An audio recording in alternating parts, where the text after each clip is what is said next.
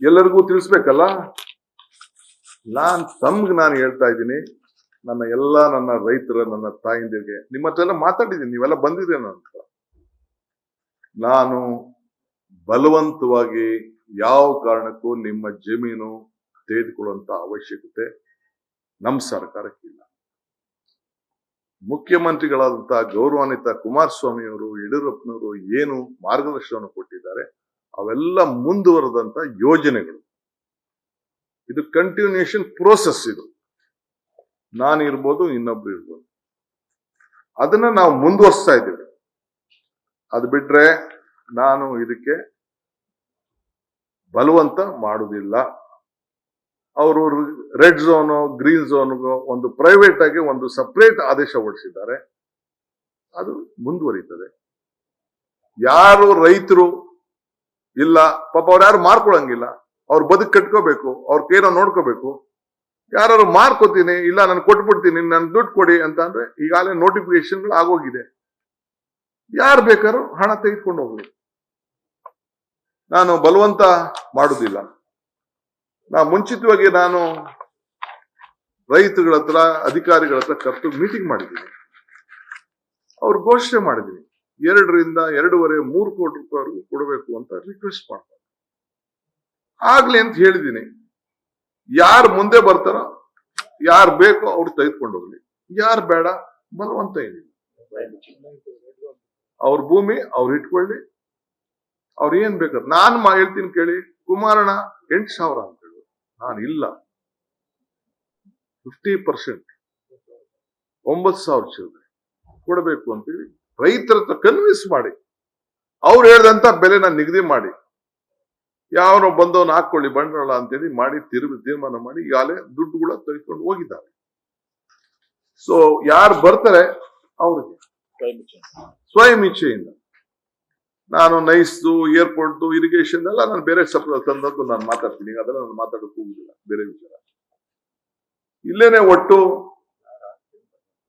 ಯಾರ ಆಸ್ತಿ ಕೂಡ ನಾವು ಬಲವಂತವಾಗಿ ನಾನು ತೆಗೆದುಕೊಳ್ಳುವಂತ ಅವಶ್ಯಕತೆ ಇಲ್ಲ. ಅವರು ನೆಮ್ಮದಿಯಾಗಿರ್ಬೋದು. ಯಾರು ದಣು ತಗೋಬೇಕಾಗಿಲ್ಲ, ಯಾವ ಸ್ಟ್ರೈಕು ಬೇಡ. ನಿಮ್ಗೇನೋ ಆಸೆ ಇದ್ರೆ ನನ್ನ ಮೇಲೆ ಏನ್ ಬೇಕಾದ್ರೂ ನಿಮ್ ಪ್ರಯೋಗಗಳು ಮಾಡಿ, ಏನೇನ್ ಬೇಕು ಪ್ರಯೋಗ ನಡೀತಾ ಇದೆ. ಕೇಸು, ಲಾಯರು, ಕೌಂಟರ್ ಕೇಸು, ಮತ್ತೊಂದು ಜೈಲಿಗೆ ಕಳಿಸುವಂತ ಸಮೀಪ ಬರ್ತಾ ಇದೆ. ರೆಡಿ ಇದೀನಿ ಕುಮಾರಣ್ಣ, ಯು ಆರ್ ಮೈ ಬ್ರದರ್. ನೀನ್ ನನಗೆ ಜೈಲ್ ಕಳಿಸ್ಬೇಕು ಅಂತ ಆಯ್ತು, ನೀನ್ ಆಶೀರ್ವಾದ ಮಾಡು. ಕೃಷ್ಣ ಜನ್ಮಸ್ಥಳದಲ್ಲೂ ನಾನು ಇದ್ದವ್. ನೀನು ಕೂಡ ಬಂದು ನಾನು ಭೇಟಿ ಮಾಡಿದ್ದೀನಿ. DK's cautions against force acquisition, ಲ್ಯಾಂಡಿಲ್, ನಾನ್ ಲ್ಯಾಂಡಿಲ್ ಅಂತ. You will be in jail for his misdeeds. I welcome you. You have good advocates. ನಿಮ್ದು, ನಿಮ್ಮ ದೊಡ್ಡ ಕಮ್ಮಣ್ಣ, ಇನ್ನೊಬ್ಬ ದೊಡ್ಡಣ್ಣ ಎಲ್ಲ ನನಗೆ ಆಗ್ತಾ ಇದೆ. ನನಗೆಲ್ಲ ಪಾಪ ಗೊತ್ತಿದೆ. ನಿಮ್ಮ ಪ್ರಯತ್ನ, ನಿಮ್ಮ ಹೋರಾಟ, ನಿಮ್ಮ ಶ್ರಮ ಏನು, ಬೇರೆ ಬೇರೆ ನಾಯಕರುಗಳು ಯಾರು ಬೆಳಿಬಾರ್ದು ಅಂತ ಹೇಳಿ ನಿಮ್ದು ಏನು ಇದೆಯಲ್ಲ ಎಲ್ಲ ನನಗೆ ಅರಿವಿದೆ. ಆದ್ರೆ ನಿಮ್ ಹಿರಿತನಕ್ಕೆ ನಾನು ನಿಮ್ಮ ನಮಸ್ಕಾರ ಹೇಳ್ಬೇಕಾದ್ ನನ್ನ ಧರ್ಮ. ಸೊ ಅದನ್ನ ನಾನು ಗೌರವನ ಕೊಡೋದನ್ನ ನೀವು ಸ್ವೀಕಾರ ಮಾಡಕ್ ಆಗ್ಲಿಲ್ಲ ಅಂದ್ರೆ ಅದು ನಿಮ್ ಪಾಡು, ನಿಮ್ ಬಿಟ್ಟಿದ್ದು. ಆದ್ರೆ ನಾನು ಯಾರಿಗೂ ಕೂಡ ಕೆಟ್ಟದನ್ನ ಬಯಸೋನಲ್ಲ, ನಿಮ್ಗೂ ಕೂಡ ಕೆಟ್ಟದನ್ನ ಬಯಸುವುದಿಲ್ಲ. ನನಗೆ ಏನ್ ನೀವು ಜೈಲಿಗೆ ಕಳಿಸ್ಬೇಕು ಅಂತ ತಾವು ಸಂಕಲ್ಪ ಮಾಡಿದ್ದೀರಿ, ಬೇಕಾದ್ರೆ ಮುಂದುವರಿರಿ. ಆ ಜೈಲಿಗೆ ಹೋಗಿ ಬಂದೇ ಈ ರಾಜ್ಯದ ಮುಖ್ಯಮಂತ್ರಿ ಆಗಿ ನಾ ಇಲ್ಲಿ ಕೂತಿದ್ದೀನಿ. ಜೈಲಲ್ಲಿ ಇದ್ದಾಗ ಜನ ಯಾವ ರೀತಿ ಈಚೆ ಬಂದ್ರು, ಯಾವ ರೀತಿ ನನ್ನ ಪರವಾಗಿ ನಿಂತ್ಕೊಂಡ್ರು, ಏನೇನಾಯ್ತು ಅಂತ ಕೂಡ ನಾನು ಕಣ್ಣಲ್ಲಿ ಆ ದೃಶ್ಯಗಳನ್ನ ನಾನು ನೋಡಿದ್ದೇನೆ. ಆ ಜೈಲಿಗೆ ಕಳಿಸಂತ ಕೇಸು ಕೇವಲ 2 ವರ್ಷದಲ್ಲೇ ಒಬ್ಬ ಸುಪ್ರೀಂ ಕೋರ್ಟ್ ಅವರ ಪಾದಗಳಿಗೆ ನನ್ನ ಸಾಷ್ಟಾಂಗ ನಮಸ್ಕಾರಗಳು.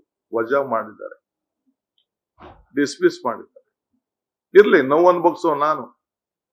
ಆ ಕೋಣೆಯಲ್ಲಿ ಏನ್ ಅನುಭವಿಸಿದೆ, ನನ್ನ ಕುಟುಂಬ ಅನುಭವಿಸ್ತು. ನನಗೋಸ್ಕರ ನನ್ನ ತಾಯಿಂದಿರು, ಇಡೀ ರಾಜ್ಯದ ನನ್ನ ತಾಯಿಂದಿರು, ಯುವಕರು, ಹಿರಿಯರು ಕಣ್ಣಲ್ಲಿ ನೀರ್ ಹಾಕಿ ಪ್ರಾರ್ಥನೆ ಮಾಡಿ ನನ್ನನ್ನ ಜೈಲಿಂದ ಕರ್ಕೊಂಡು ಬಂದ್ರು.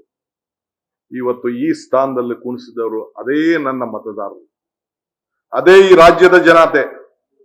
ಚುನಾವಣೆ ಮುಂಚಿತವಾಗಿ 136 ಸೀಟ್ ಅಂತ ಹೇಳಿ ನಾನು ನನ್ನ ಆತ್ಮವಿಶ್ವಾಸದಿಂದ, ನನ್ನ ಇರುವಂತ ಹಿಂದಿನ ಶಕ್ತಿ ಹಿಂದೆ ಕೊಟ್ಟಂತ ಪ್ರೇರಣೆಯಿಂದ ಇವತ್ತು ಜನರಿಗೆ ನಾನು ಕೇಳ್ಕೊಂಡೆ.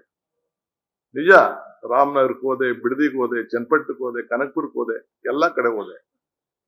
ನನಗೆ ಪೆನ್ನು ಪೇಪರ್ ಕೊಡಿ ಅಂತ ಹೇಳಿದೆ. ಈ ಪೆನ್ನು ಪೇಪರು ಈ ರಾಜ್ಯದ ಜನತೆಗೆ ಸೀಮಿತವಾಗಿರ್ತದೆ, ರಾಜ್ಯದ ಜನತೆ ಬದುಕಿಗೆ ಸೀಮಿತವಾಗಿರ್ತದೆ. ಯಾರಿಗೂ ಕೂಡ ತೊಂದರೆ ಕೊಡುವಂತ ಪ್ರಶ್ನೆ ಈ ಪೆನ್ನು ಪೇಪರ್ ಇಂದ ಬರುವುದಿಲ್ಲ. ನನ್ನ ಜೀವ ಇರೋವರೆಗೂ ಕೂಡ ದೇವರು ನನಗೇನ್ ಕೊಟ್ಟಿದ್ದಾನೋ ನನಗೆ ಸಾಕು. ನನ್ನ ಕುಟುಂಬಕ್ಕೆ ಏನ್ ನಮ್ಮ ನಿರ್ಧಾರ ಮಾಡ್ಕೊಳ್ಳೋ ಶಕ್ತಿ ನನ್ನ ಕುಟುಂಬದವರಿದೆ. ಈ ದೇಹ ಈ ರಾಜ್ಯದ ಜನತೆಗಾಗಿ ಮುಡುಪಾಗಿರ್ತೇನೆ. ಒಂದು ಉತ್ತಮವಾದಂತ ಆಡಳಿತವನ್ನು ಕೊಡಬೇಕು. ಈ ರಾಜ್ಯದಲ್ಲಿ ಒಂದು ಸಾಕ್ಷಿ ಗುಡ್ಡೆಯನ್ನು ಬಿಡಬೇಕು. ಪ್ರತಿ ಹಂತದಲ್ಲಿ ಪ್ರತಿ ದಿನ ಕೂಡ ನನ್ನ ಆಡಳಿತದಲ್ಲಿ ರಾಜ್ಯದಲ್ಲಿ ಸುಭಿಕ್ಷ ಆಗಿರ್ಬೇಕು ಅನ್ನೋದು ನನ್ನ ಕರ್ತವ್ಯ ಮತ್ತು ನನ್ನ ಧರ್ಮ. ಆದ್ರಿಂದ ನಿಮ್ಮ ಆಲೋಚನೆ ನನ್ನ ಜೈಲು ಕಳಿಸ್ಬೇಕು ಅಂತ ಎಲ್ಲ ನನ್ನ ತಾಯಿಂದಿರಿಗೆ ಹೇಳ್ತಾ ಇದ್ದೀನಿ. ಬಿಡದಿ ಇರ್ಬೋದು, ರಾಮನಗರ ಇರ್ಬೋದು, ಬೆಂಗಳೂರು ದಕ್ಷಿಣ ಜಿಲ್ಲೆ, ಆ ಜಿಲ್ಲೆ ಬೆಂಗಳೂರು ಜಿಲ್ಲೆ, ಅದು ಬೆಂಗಳೂರು ಜಿಲ್ಲೆ, ಆ ಹೆಸರು ಇವತ್ತು ಟೌನ್ಶಿಪ್, ನಾಳೆ ಏರ್ಪೋರ್ಟ್ ಇರ್ಬೋದು. ಈಗ ಬಿಡದಿ ಯಾಕೆ ಮಾಡಿದ್ರಿ? ಬಿಡದಿ ಟೌನ್ಶಿಪ್ ಏನಕ್ಕೆ ಅವಶ್ಯ ಇತ್ತು ನಿಮ್ಗೆ? ರೈತರ ಬಗ್ಗೆ ಇಷ್ಟು ಪಾಪ ಮಾತಾಡ್ತಾ ಇರೋರು, ಪಾಪ ಅವರೆಲ್ಲ ರೈತರಲ್ವೇ ಅವರು? ಈಗ ಇಂಡಸ್ಟ್ರಿಯಲ್ ಟೌನ್ ಏನು ಈಗಲ್ ಟೌನ್ ಸುತ್ತಮುತ್ತಲ ಏನು ಬಿಡದಿ ಟೊಯೋಟಾ ಫ್ಯಾಕ್ಟ್ರಿ ಇವೆಲ್ಲ ಸುತ್ತಮುತ್ತಲು ಬಂದಿದೆಯಲ್ಲ, ಆ ಕೇತ್ಕಾನಹಳ್ಳಿ ನಾವು ಸೇರ್ಸ್ಕೋಬೋದಾಯ್ತಲ್ಲ ಇಂಡಸ್ಟ್ರಿಯಲ್ ಟೌನ್ಶಿಪ್ಗೆ. ದೇವಗಿರಿಗೂ ಸೇರ್ಸ್ಕೋಬೋದಾಯ್ತಲ್ಲ, ಎಲ್ಲ ಕಡೆ ಸೇರ್ಸ್ಕೋಬೋದಾಯ್ತಲ್ಲ, ಯಾಕೆ ಸೇರ್ಸ್ಲಿಲ್ಲ? ನ್ಯೂಸ್ ಫಸ್ಟ್, ನಿರ್ಭೀತಿಯಿಂದ ನಿಮ್ಮ ಪರವಾಗಿ.